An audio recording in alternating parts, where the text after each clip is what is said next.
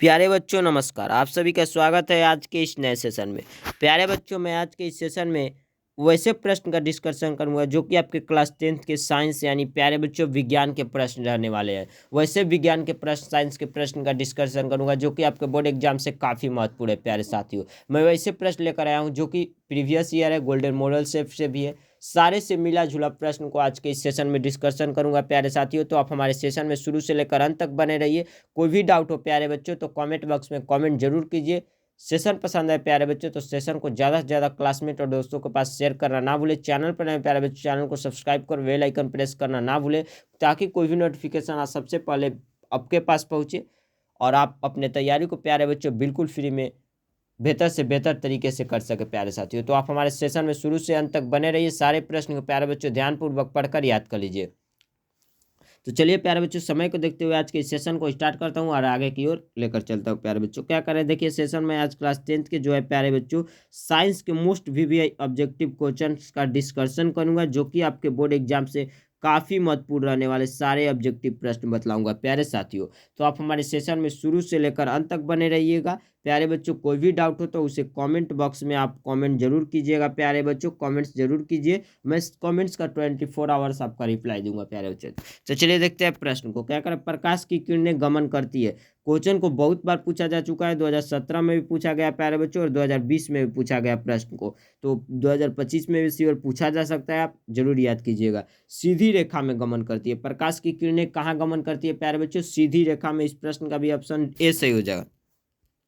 चलिए देखते हैं अगले प्रश्न को प्यारे बच्चों। अगला प्रश्न क्या करें, प्रकाश के परिवर्तन के कितने नियम है? बहुत बार क्वेश्चन को पूछा जा चुका है, 2 नियम होता है प्यारे बच्चों। इस प्रश्न का भी ऑप्शन बी से हो जाएगा।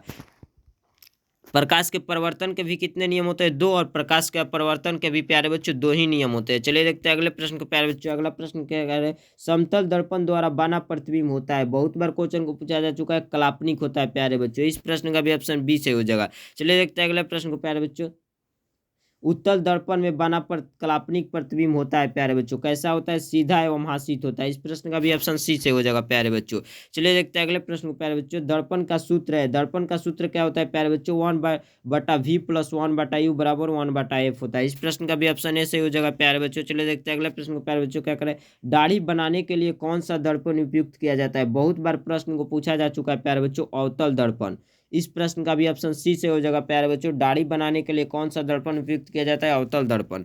चलिए देखते हैं अगले प्रश्न को प्यारे बच्चों। अगला प्रश्न क्या करें, किसी लेंस द्वारा उत्पन्न अवधारण का एसआई मात्रक क्या है प्यारे बच्चों? बहुत बार प्रश्न को पूछा जा चुका है, मात्रक विहीन है प्यारे बच्चों। इस प्रश्न का भी ऑप्शन डी से हो जाएगा। चलिए देखते हैं अगले प्रश्न को प्यारे बच्चों। लेंस के मुख्य फोकस की संख्या कितनी होती है प्यारे बच्चों? 2 होती है। इस प्रश्न का भी ऑप्शन ए से हो जाएगा प्यारे बच्चों। चलिए देखते हैं अगले प्रश्न को प्यारे बच्चों। क्या करें, अवतल लेंस का अवधारण m बराबर होता है। अवतल लेंस का अवधारण m बराबर क्या होता है प्यारे बच्चों? v/u होता है। इस प्रश्न का भी ऑप्शन डी से हो जाएगा। चलिए देखते हैं अगले प्रश्न को प्यारे बच्चों। क्या करें, किसी माध्यम के अपवर्तनांक म्यू का मान होता है। किसी माध्यम के अपवर्तनांक म्यू का मान साइन आई बटा में साइन आर होता है प्यारे बच्चों। इस प्रश्न का भी ऑप्शन ए बी से हो जाएगा। चलिए देखते हैं अगले प्रश्न को प्यारे बच्चों। निम्न में से कॉमन लेंस की क्षमता का एसआई मात्रक है? बहुत बार प्रश्न को पूछा जा चुका है, डायऑप्टर है प्यारे बच्चों।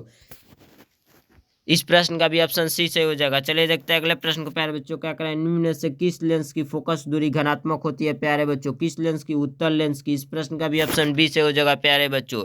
चलिए देखते हैं अगले प्रश्न को प्यारे बच्चों।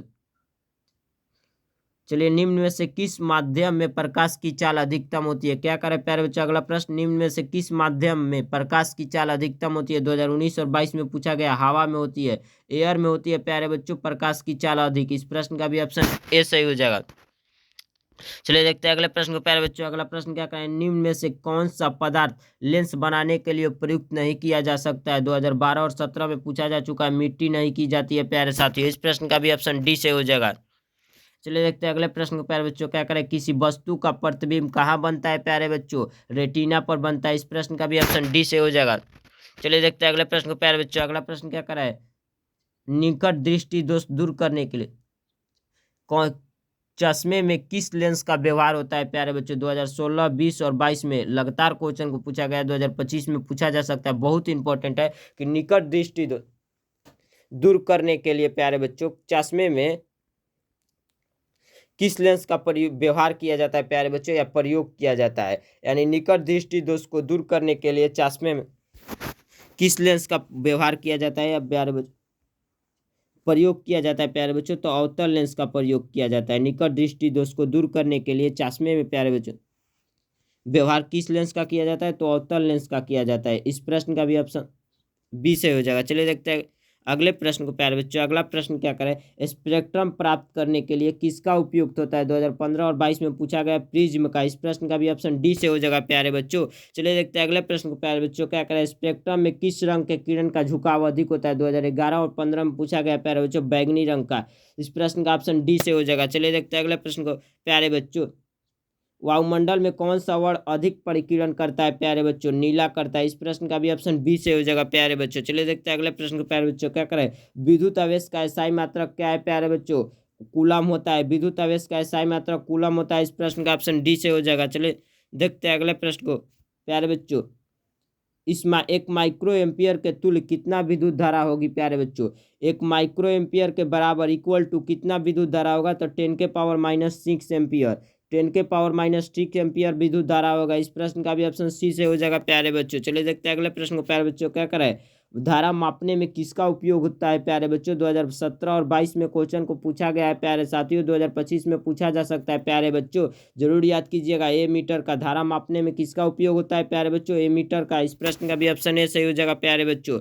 चलिए देखते हैं अगला प्रश्न को प्यारे बच्चों। विभवांतर का एसआई मात्रक होता है। 2015, 16 और 20 में क्वेश्चन को पूछा गया है। वोल्ट होता है। क्या होता है प्यारे बच्चों? विभवांतर का एसआई मात्रक वोल्ट। इस प्रश्न का भी ऑप्शन सी से हो जाएगा प्यारे बच्चों। चलिए देखते हैं अगले प्रश्न को प्यारे बच्चों।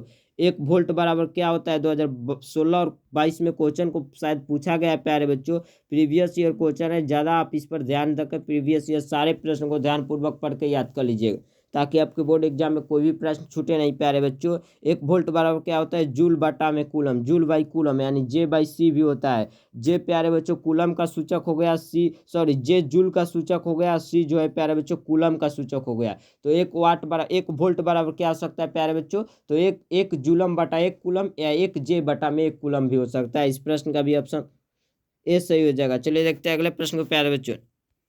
क्या करें, अगला प्रश्न। किसी कुंडली का प्रतिरोध ज्ञात करने के लिए फॉर्मूला यानी सूत्र होता है। 2011 में और 16 में क्वेश्चन को पूछा गया है प्यारे बच्चों। 2025 में पूछा जा सकता है, जरूर याद कीजिएगा। आर बाटा में आर बराबर भी बटा आई होता है प्यारे बच्चों। क्या होता है, एक कुंडली का प्रतिरोध ज्ञात करने के लिए फॉर्मूला आर बराबर भी बटा आई होता है। इस प्रश्न का भी ऑप्शन सी से हो जाएगा। चलिए देखते हैं अगले प्रश्न को प्यारे बच्चों। क्या करें, विद्युत बल्ब का तंतु बना होता है। 2013, 16 और 21 में पूछा गया है। विद्युत बल्ब का तंतु बना होता है टंगस्टन से बना होता है प्यारे बच्चों। इस प्रश्न का भी ऑप्शन सी से हो जाएगा। चलिए देखते हैं अगले प्रश्न को प्यारे बच्चों। क्या करें, अगला प्रश्न क्या करें, किसी चालक के प्रतिरोधकता का मात्रक होता है। 2014, 20 और 22 में क्वेश्चन को पूछा गया। ओम मीटर होता है प्यारे बच्चों। क्या होता है, किसी चालक का प्रतिरोधकता क्या होता है प्यारे बच्चों? ओम मीटर होता है। इस प्रश्न का भी ऑप्शन बी से हो जाएगा, आप याद कर लीजिएगा। चलिए देखते हैं अगले प्रश्न को प्यारे बच्चों। क्या करें, प्रतिरोध का एसआई मात्रक होता है। 2015 में पूछा गया, 2017 में और 2025 में पूछा जा सकता है, आप जरूर याद कीजिएगा। ओम होता है। प्रतिरोध का एसआई मात्रक क्या होता है प्यारे बच्चों? ओम होता है। इस प्रश्न का भी ऑप्शन सी से हो जाएगा। चलिए देखते हैं अगले प्रश्न को प्यारे बच्चों। क्या करें, अगला प्रश्न। विद्युत शक्ति का एसआई मात्रक होता है। 2013 और 16 में पूछा गया, वाट होता है। इस प्रश्न का भी ऑप्शन ए सही हो जाएगा प्यारे बच्चों। चलिए देखते हैं अगले प्रश्न को प्यारे बच्चों। क्या करें, 1 किलोवाट घंटा निम्नलिखित में से किसके बराबर है? 2014 और 15 में 2 वर्ष तक लगातार पूछा गया है। 2025 में इस प्रश्न को पूछा जा सकता है। प्रश्न प्रीवियस ईयर प्यारे बच्चों, शायद 90% गारंटी के साथ पूछा जाएगा, जरूर याद कीजिएगा।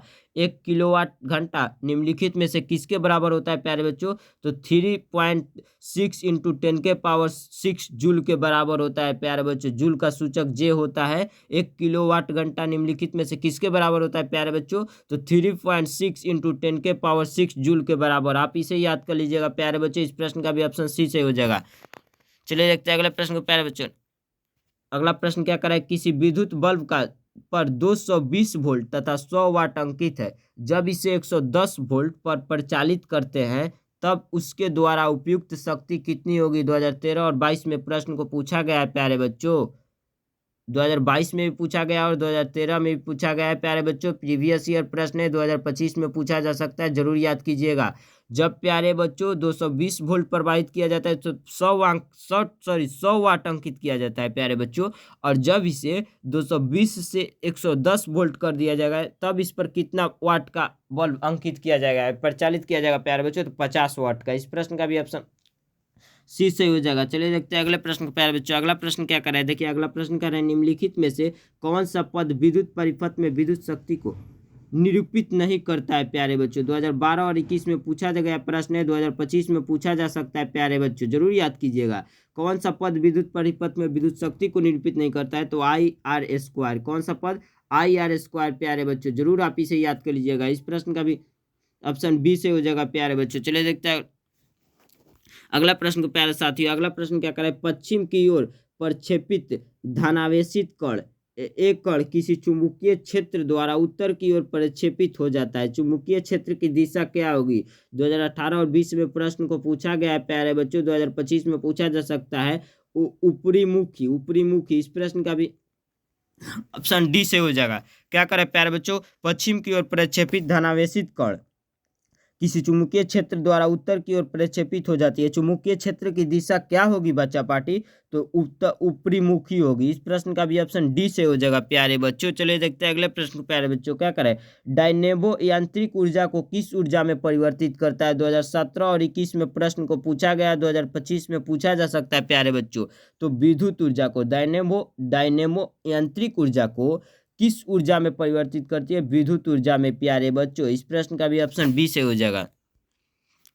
चलिए देखते हैं अगले प्रश्न को प्यारे बच्चों। अगला प्रश्न क्या करें, विद्युत धारा उत्पन्न करने के लिए युक्ति को कहते हैं। 2012 और 14 और 17 में प्रश्न को लगातार पूछा गया, जनित्र कहते हैं प्यारे बच्चों। इस प्रश्न का भी ऑप्शन ए सही हो जाएगा। चलिए देखते हैं अगले प्रश्न को प्यारे बच्चों। क्या करें, लघुपतन के समय परिपथ में विद्युत धारा का मान 2012 और 15 में क्वेश्चन को पूछा गया, बहुत अधिक बढ़ जाता है प्यारे बच्चों।